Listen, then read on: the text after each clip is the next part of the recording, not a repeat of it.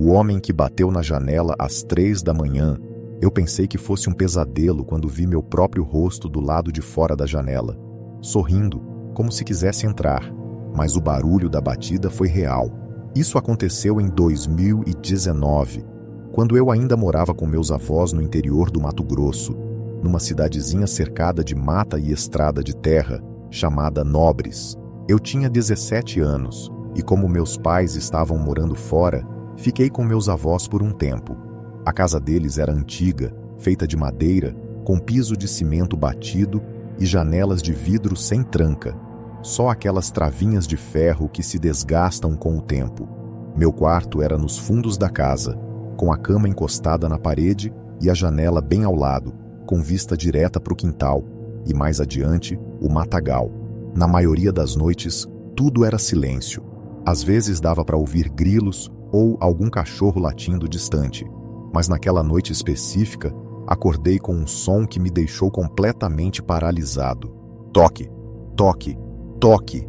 3 batidas leves no vidro da janela, como se alguém estivesse com o dedo indicador encostando com calma, não com força, com intenção. Me virei na cama, ainda meio grogue de sono, e fiquei olhando a janela. Estava escuro, mas tinha uma luz fraca vinda da lua cheia, e consegui ver a silhueta de alguém ali, bem parado, esperando. O medo me fez congelar. A primeira coisa que pensei foi que era algum morador de rua, ou talvez alguém perdido, até que a figura se aproximou do vidro e inclinou a cabeça para frente. E eu vi, era eu. Mas não era. A pele estava mais pálida, quase acinzentada. Os olhos pareciam fundos, escuros demais. E o sorriso, um sorriso largo, forçado, como se a boca tivesse sido esticada por dentro. Aquilo não era humano. Me levantei da cama devagar, sem tirar os olhos daquilo. A figura não se mexia, só me encarava com aquele rosto idêntico ao meu, como se estivesse esperando que eu fizesse alguma coisa. Pensei em correr até o quarto dos meus avós, mas minha avó era diabética e qualquer susto poderia fazer mal. Então peguei meu celular, tremendo, e apontei a lanterna para a janela. Nada, ninguém. O vidro refletia só meu próprio rosto confuso, assustado. A figura tinha sumido. Fiquei ali por alguns segundos, com o coração batendo no ouvido, até que ouvi um estalo do lado de fora, galhos sendo pisados. Corri até a janela da cozinha, que dava para a mesma direção, e olhei para o quintal. E lá estava ele de novo, de costas, parado no meio do mato, com a cabeça levemente inclinada para o lado, como se soubesse que eu estava olhando. Voltei para o quarto e tranquei a porta. Nem dormi mais naquela noite. No dia seguinte não contei nada para os meus avós. Eles já eram bem velhos, e achei que iam achar que era coisa da minha cabeça. Mas 2 noites depois, aconteceu de novo. 3:01 da manhã. Toque, toque, toque. 3 batidas no vidro, idênticas às da primeira vez. Só que dessa vez, a figura estava sorrindo ainda mais, quase colada no vidro. Eu podia ver os dentes.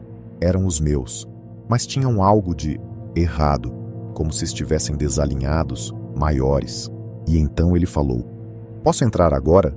A voz era baixa, calma, idêntica à minha, mas ecoava como se tivesse vindo de um lugar oco. Aquilo me arrepiou dos pés à cabeça. Recuei até o canto do quarto e comecei a gritar.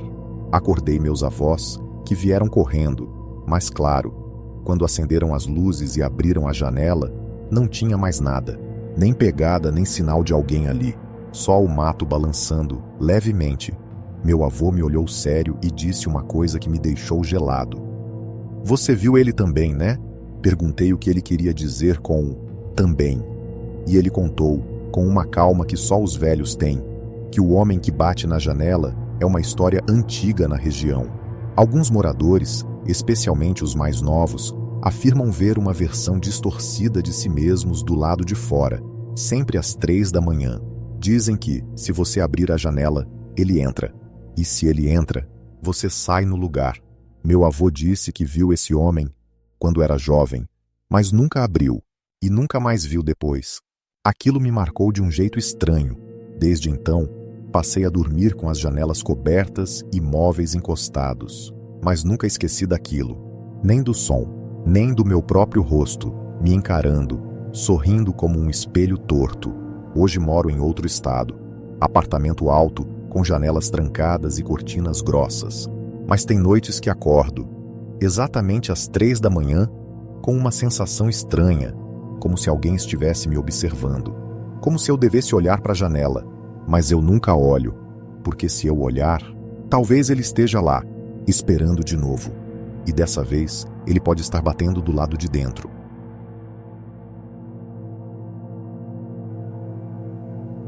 A voz na trilha de terra, jurei que nunca mais voltaria por aquela estrada.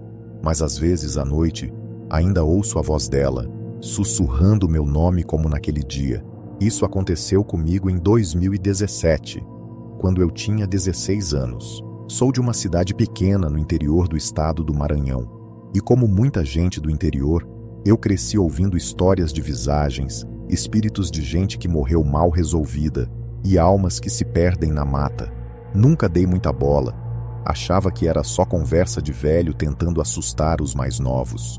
Na época, eu morava com minha mãe e minha avó numa casinha simples, numa comunidade rural, a cerca de 10 quilômetros da cidade mais próxima.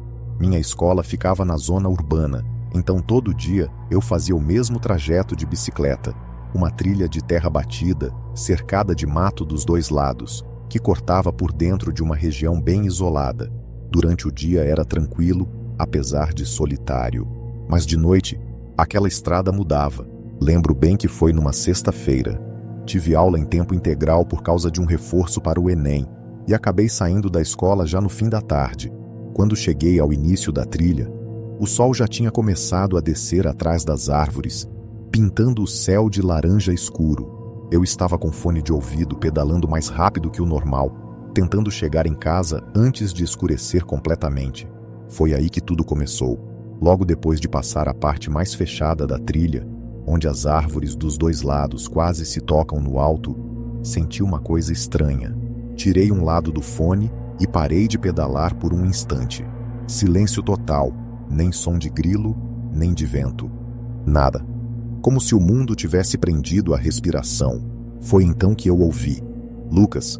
Era a voz da minha avó, mas não era possível. Ela estava em casa com minha mãe. E a voz veio de dentro da mata, à minha esquerda. Uma voz suave, baixa, mas clara. Vem cá, meu filho. Senti um arrepio me subir pela espinha. Eu conhecia aquela voz, e ela soava exatamente como quando ela me chamava para jantar, ou quando queria que eu buscasse algo para ela no quintal. Mas ali, no meio daquela trilha, aquela voz parecia deslocada, errada. Olhei para dentro do mato, escuro, denso, como uma parede viva, mas vi algo. Uma silhueta, não inteira, apenas uma parte, como se alguém estivesse escondido atrás de uma árvore, só com o rosto e metade do corpo aparecendo. Era ela. A luz já estava fraca, mas eu podia jurar que era a minha avó. Vestido florido, cabelos presos, o mesmo olhar calmo de sempre. Mas ela não piscava, e quando percebi isso, meus pés se moveram sozinhos. Dei meia volta com a bicicleta e comecei a pedalar com força, sem olhar para trás. Mas mesmo com o barulho da bicicleta e meu coração disparado, eu continuei ouvindo. Lucas, volta aqui, meu filho. Você vai se perder. Ela repetia, mais firme a cada vez. Insistente. Depois de 1 minuto pedalando como se minha vida dependesse disso, ouvi outro som. Passos, não no chão de terra, mas como se alguém estivesse andando na mata, correndo paralelamente a mim, entre as árvores, até que a voz mudou. Não corre de mim, menino ingrato. Aquela não era mais a voz da minha avó. Era mais rouca, distorcida, como se algo tentasse imitar ela, mas tivesse se esquecido de como uma voz humana soava. Eu não lembro exatamente como consegui chegar em casa. Só lembro de pular da bicicleta antes mesmo de chegar no portão e correr para dentro gritando. Minha mãe ficou desesperada e minha avó, de verdade, estava sentada na rede, bordando, com um olhar preocupado. Ela me abraçou e disse algo que eu nunca vou esquecer. Eu te disse para nunca atravessar aquela trilha depois que o sol se põe. Pedi para ela explicar, mas tudo que ela disse foi que aquilo que habita a mata Imita os que a gente ama para atrair a gente para dentro. Que já tinham acontecido casos assim, desde a época da juventude dela, e que não era sempre que dava tempo de voltar. Não dormi direito naquela noite, e no dia seguinte, minha mãe passou a me buscar de moto, sem falta. Durante meses evitei passar por lá, mas o pior é que mesmo depois de tanto tempo, às vezes eu ainda sonho com aquela voz. E tem uma coisa que só contei para uma pessoa. Quando eu passei pela silhueta naquela noite, eu vi os pés dela, ou melhor, o que deveriam ser os pés. Estavam virados ao contrário. Desde então, eu sei. O que me chamou na mata não era minha avó. E se eu tivesse respondido, talvez eu nunca tivesse voltado. A casa que ninguém aluga, quando abrimos a porta do sótão pela primeira vez, havia marcas de mãos no chão empoeirado, pequenas, como de uma criança, e ainda estavam frescas. Essa história aconteceu em 2019, quando eu e minha esposa, Larissa, nos mudamos para uma cidadezinha do interior de Minas Gerais, chamada Capivari. Eu tinha conseguido um emprego como técnico agrícola numa fazenda da região e precisávamos de um lugar rápido e barato para morar. Foi aí que o dono da fazenda nos falou de uma casa que estava desocupada fazia anos. Disse que era simples, mas espaçosa, com quintal grande e bem perto do meu novo trabalho.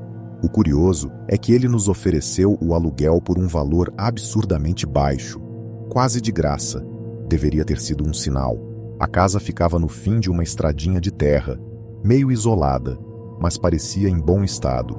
Tinha 2 quartos, uma sala ampla e um sótão com uma portinhola no teto do corredor, coisa rara em casas do interior.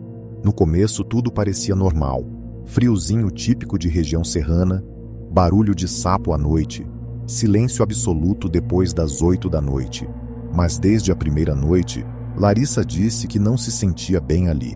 Ela falava que a casa era pesada, que o ar parecia parado, como se ninguém respirasse ali há anos. Achei que fosse só nervosismo da mudança, mas na terceira noite, as coisas começaram a mudar. Estávamos deitados e já passava da meia-noite.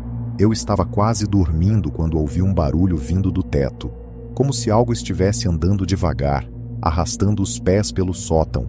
Na hora, achei que fosse algum bicho. Gambá, talvez. Mas Larissa se sentou na cama, pálida, e disse: "Você ouviu isso também?" O som parou. Silêncio total. Levantei com uma lanterna e fui até o corredor. A portinhola do sótão estava fechada, mas algo me incomodava. Não o barulho em si, mas o ritmo. Não era correria de animal. Era cadenciado, como passos. No dia seguinte, subi no sótão pela primeira vez. Usei uma cadeira e uma escada, improvisada. Quando abri a portinhola, uma onda de poeira desceu, me fazendo tossir. Lá em cima tudo parecia velho e intocado. Teto baixo, tábuas de madeira, cheiro forte de mofo. Mas havia marcas no pó do chão, marcas de mãozinhas pequenas, como se uma criança tivesse se arrastado de bruços por ali. Ou pior, como se estivesse deitada, batendo as mãos, tentando chamar atenção. Desci gelado. Não contei nada a Larissa naquele dia. Nos dias seguintes, os barulhos voltaram, sempre à noite. Passos lentos, arranhões no teto. Uma vez, ouvimos 3 batidas secas direto acima da nossa cama, como se algo, ou alguém, estivesse tentando nos avisar que sabia onde estávamos. Larissa começou a perder o sono. Disse que sonhava com uma menininha de cabelos longos, em pé no canto do nosso quarto, olhando para a gente. Quando eu dizia que era só pesadelo, ela jurava que acordava e ainda via a silhueta por alguns segundos, antes de sumir na escuridão. Na 6ª semana morando lá, tudo saiu do controle. Acordamos com o som da porta da cozinha batendo com força. Corri até lá e a encontrei escancarada. O tranco tinha sido tão forte que uma das dobradiças estava torta. O estranho é que a porta tinha tranca interna, e eu mesmo a fechei antes de dormir. Mas o que me fez travar foi outra coisa. No chão da cozinha havia pegadas, pequenas, úmidas, descalças. Elas iam da porta até a pia, e depois desapareciam como se a pessoa tivesse evaporado ali mesmo. Não sabíamos mais o que pensar. Fomos dormir na casa de um colega meu naquela noite. Quando contei a ele o que vinha acontecendo, ele só me olhou com um semblante sério e disse: "Essa casa já teve 3 inquilinos antes de vocês. Nenhum ficou mais de 2 meses." Perguntei o motivo. Ele hesitou e respondeu: "A última família tinha uma filha pequena. Ela sumiu. Nunca encontraram o corpo. No dia seguinte, voltamos apenas para pegar nossas coisas. Antes de ir embora, fui até o sótão pela última vez.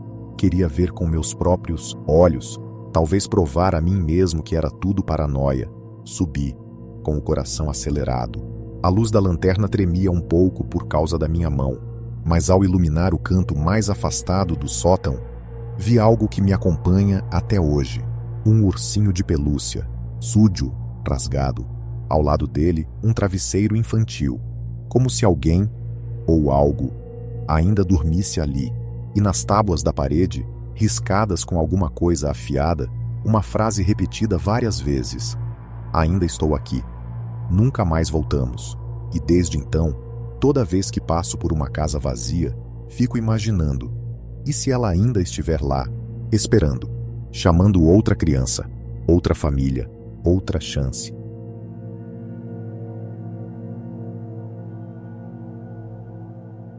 Motorista fantasma da linha rural. Ele não pediu carona. Apenas apareceu na beira da estrada, ereto, imóvel, com o tipo de presença que não te dá escolha. Isso aconteceu comigo em 2015, quando eu ainda trabalhava como motorista de entregas para uma pequena transportadora aqui no sul do Paraná. Eu fazia a chamada linha rural, atendendo comunidades afastadas, sítios, chácaras. Era uma rota solitária, de barro e mata dos dois lados, onde o sinal de celular mal pegava e os postes de luz eram raros como ouro. Naquela época, eu já tinha uns bons anos de estrada. Tinha visto de tudo.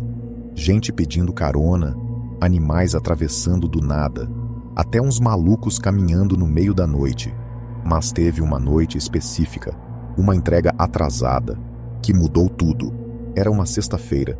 Eu tinha me enrolado com uma carga e acabei saindo da cidade muito mais tarde do que deveria. Já passava das 21 horas quando entrei na estrada de terra conhecida como Linha da Pedreira, uma das rotas mais isoladas da região. Chovia fino e a neblina começava a subir dos campos, deixando a estrada ainda mais difícil de enxergar. Eu estava tenso, mas concentrado. Foi aí que vi ele. No canto da estrada, em pé, de costas para mim, um homem com chapéu escuro, calça de linho e uma camisa branca, já amarelada pelo tempo, imóvel. Parecia esperar algo, ou alguém. Reduzi o caminhão, não por querer parar, mas porque meu instinto gritou que algo ali estava errado. Mas quando passei ao lado dele, ele se virou lentamente e olhou direto para mim. E eu juro por Deus, eu vi meus faróis atravessarem o corpo dele, como se ele fosse feito de névoa. Meu corpo congelou. Mesmo assim, continuei dirigindo. Pensei que meus olhos tinham me enganado, talvez só um truque da luz e da neblina. Mas alguns quilômetros depois, ao fazer uma curva fechada, ele estava lá de novo, na mesma posição, mesma roupa, me olhando. Dessa vez, meu pé pisou no freio por reflexo e o caminhão derrapou um pouco na lama. Fiquei parado, com os faróis iluminando aquele homem. Não conseguia ver o rosto direito, só aquele sorriso pequeno e fora do lugar. E uma coisa mais, ele não tinha sombra, nem mesmo com o farol direto nele. Antes que eu pudesse reagir, ele se aproximou da janela do motorista. "Boa noite. Tá indo para a comunidade do Rio Claro?" Ele perguntou com uma voz calma, arrastada. Parecia que cada palavra era pensada, escolhida com cuidado. Como se repetir aquela frase muitas vezes fosse a única coisa que ele sabia fazer. Sem pensar muito, eu respondi que sim. E então ele completou: "Me deixa na estrada velha da Serrinha?" Eu deveria ter dito não, mas meus dedos já estavam destravando a porta do passageiro. Não sei explicar porquê. Era como se algo me forçasse a deixar ele entrar. Ele subiu lentamente e se sentou ao meu lado. Não olhou para mim, não mexeu um músculo. Só ficou ali, com as mãos cruzadas no colo, e o mesmo sorriso, silencioso. Durante o trajeto, tentei puxar conversa. Perguntei se morava ali perto. Nenhuma resposta. Apenas aquele som dos pneus na lama e da chuva leve no para-brisa. O silêncio me deixava louco, mas o pior foi quando, por reflexo, olhei pelo retrovisor e vi que ele não estava refletido no espelho. A única imagem no vidro era a minha. Foi aí que o medo real me tomou. Um medo frio, paralisante, como se minha mente finalmente aceitasse que o que estava ao meu lado não era uma pessoa. A estrada da Serrinha se aproximava, uma bifurcação estreita, quase nunca usada. Quando cheguei, ele simplesmente disse: "Aqui tá bom." Ele desceu devagar, com movimentos rígidos, e foi andando rumo ao breu. E antes que ele sumisse completamente, ele se virou de novo, olhou para mim e sorriu mais uma vez. Mas dessa vez, não tinha nada de humano naquele sorriso. Eu dei a volta com o caminhão e voltei para a cidade em velocidade que normalmente nunca usaria numa estrada de barro. Não fiz a entrega. Dormi no pátio da empresa, com as portas trancadas e o rádio ligado à noite inteira. No dia seguinte, contei o que aconteceu para um dos motoristas antigos. Ele me olhou sério, sem rir, sem duvidar. "Linha da Pedreira?" ele perguntou. Eu confirmei com a cabeça. "Você encontrou o velho Silvério. Já são mais de 30 anos que dizem que ele aparece por lá, pedindo carona para ir até a estrada da Serrinha. Foi ali que o caminhão dele capotou numa noite chuvosa, igual a de ontem. Nunca encontraram o corpo, só marcas de arrasto, como se ele tivesse tentado sair sozinho, mas nunca conseguiu." Fiquei sem palavras. Desde aquele dia, nunca mais aceitei fazer rota rural depois das 6 da tarde. Pode chamar de medo, pode chamar de superstição, mas uma coisa eu aprendi: tem caronas que a gente aceita e que nunca deveriam ter entrado no veículo. A voz no poço da fazenda. Eu nunca mais consegui escutar o som de água escorrendo sem lembrar daquela voz, sussurrando lá do fundo da terra, onde ninguém deveria estar. Meu nome é Marcelo. Isso aconteceu em 2014, durante a pior seca que já vi no interior da Bahia. Meus pais eram donos de uma pequena fazenda herdada do meu avô, perto de uma vila chamada Mulungu. Era uma terra antiga, isolada, com poucas casas ao redor e mais mato do que estrada. Naquele ano, a seca estava matando tudo. Os animais morriam, o solo rachava como porcelana quebrada, e até os poços pareciam ter desistido de dar água. Um deles, nos fundos da propriedade, era especialmente velho, de pedra, sem bomba, e com um daqueles baldes presos por corda. Meu avô sempre dizia pra gente nunca mexer naquele poço. A água que some sozinha não quer ser achada. Ele falava, mas a necessidade falou mais alto. Um domingo de tarde, meu pai decidiu que iríamos abrir o poço para ver se dava para limpar e cavar mais fundo. Talvez ainda tivesse alguma fonte ali embaixo. Pegamos uma escada de corda, lanterna, cordas extras e começamos o trabalho. O poço tinha uns 7 metros de profundidade. Quando desci com a lanterna, tudo estava seco e empoeirado. O ar era estranho ali dentro, pesado, quente e úmido, como se alguém tivesse acabado de respirar ali. Achei estranho, mas continuei. A lanterna iluminava as pedras velhas e úmidas, com musgos que nem a seca conseguiu matar. Foi quando ouvi pela primeira vez: "Alguém aí?" A voz era de uma criança, fraca, abafada. Ecoou pelas paredes do poço como se tivesse vindo de muito mais fundo. Parei. Apaguei a lanterna por instinto, como se a escuridão fosse me proteger daquilo. Fiquei imóvel por uns segundos tentando entender. Meu pai lá em cima me chamou. Perguntou se eu tinha falado algo. "Pai, você escutou isso?" Perguntei olhando para o fundo. Ele disse que não. Eu acendi a lanterna de novo, examinei o chão de pedra, bati nas paredes com o pé. Nada, nenhum. Buraco, nenhuma fresta, só pedra seca. Achei que podia ter sido minha cabeça, mas naquela noite, algo pior aconteceu. Acordei com o som de água pingando.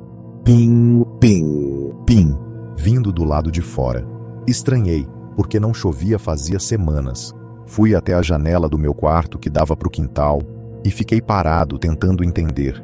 E então ouvi de novo: "Tem alguém aí?" Dessa vez era mais claro. Uma voz de menina, vinda da direção do poço. Mas era impossível. Ninguém podia estar ali àquela hora, E mesmo que tivesse, não havia como alguém sair de dentro daquele poço sem que a gente soubesse. Eu deveria ter acordado meu pai, mas fiz o contrário. Peguei uma lanterna, calcei as botas e fui até lá sozinho. O ar estava parado, quente, como se a própria noite segurasse a respiração. Quando apontei a lanterna para o fundo do poço, não vi nada, mas o som voltou. "Me ajuda!" Era um sussurro, como se alguém estivesse logo abaixo da superfície das pedras. Tentei dizer algo, mas minha voz travou.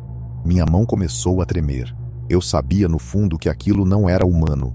Nenhuma criança podia sobreviver ali embaixo, mas alguma coisa queria que eu acreditasse que sim. Voltei correndo para casa. Não contei nada para o meu pai. Só disse que achei um rato no poço, e ele riu, dizendo que os bichos também estavam fugindo da seca.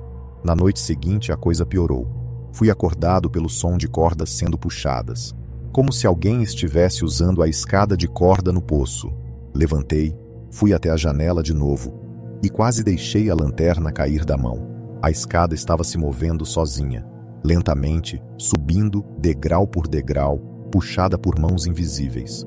Corri até o quarto do meu pai, trancamos a casa, e no dia seguinte ele mandou tirar a escada do poço e cobriu a abertura com tábuas e pedras. Disse que não queria mais saber daquilo. Eu também não, só que as vozes continuaram. Às vezes, à noite, a gente ouvia batidas leves nas paredes, como se alguém raspasse as unhas no tijolo. Em uma madrugada, meu pai jurou ter escutado alguém rindo dentro do galinheiro, mas quando foi ver, não havia nada. Só pegadas molhadas na terra seca, levando até o poço. A água nunca voltou. O gado morreu. E poucos meses depois a gente se mudou. Hoje, a fazenda está abandonada, mas tem algo que me persegue até hoje.